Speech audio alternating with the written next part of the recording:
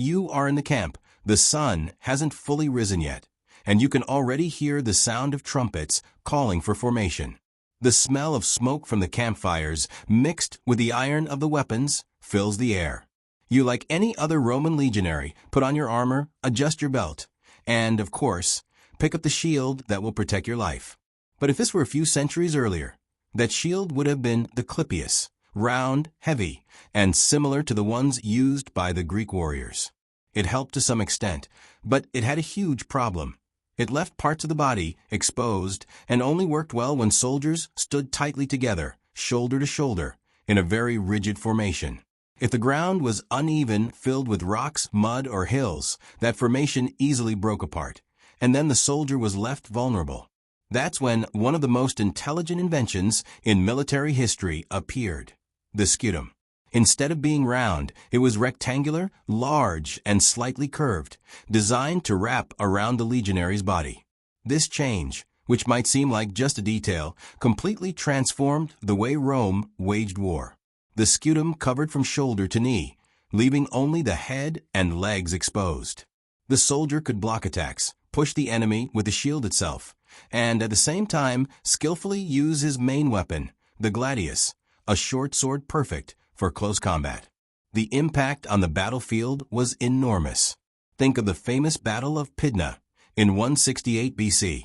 On one side, the Macedonians with their feared phalanx, soldiers in dense lines, with spears so long they looked like a wall of iron spikes. For a long time, no one could break through that barrier. But with the new rectangular shields and flexible formations, the Romans found a way. They no longer needed to remain rigidly locked in perfect rows. They could move across difficult terrain, find openings, and reorganize quickly.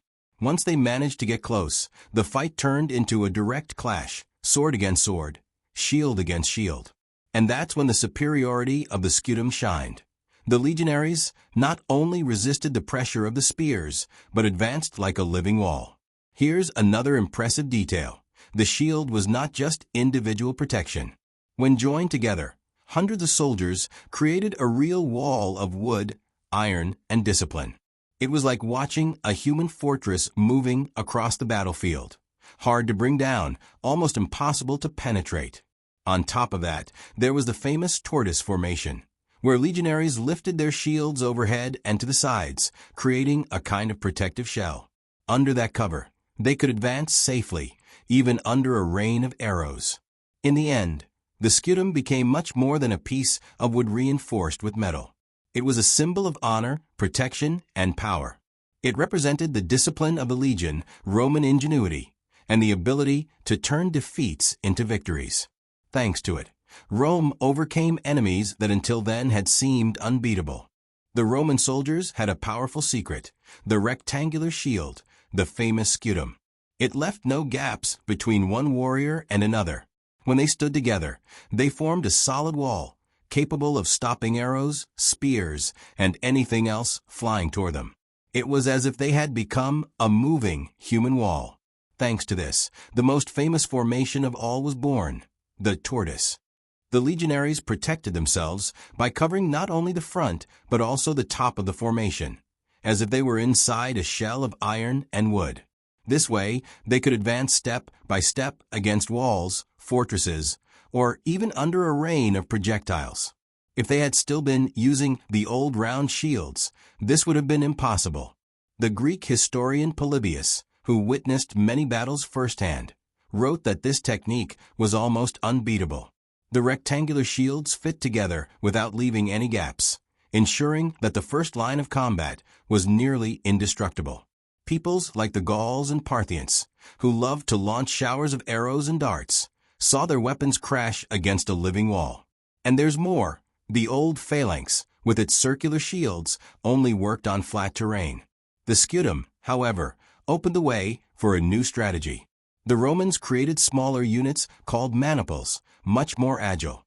They could split up, surround enemies, move through mountains or forests, and regroup quickly. This is what secured victories in wars against peoples like the Samnites, who used ambushes in the mountains. Without the rectangular shield, Rome would have lost many of those battles. The scutum was not just a weapon of defense. It was a symbol of honor. The historian Titus wrote that abandoning the shield was the worst disgrace a legionary could face.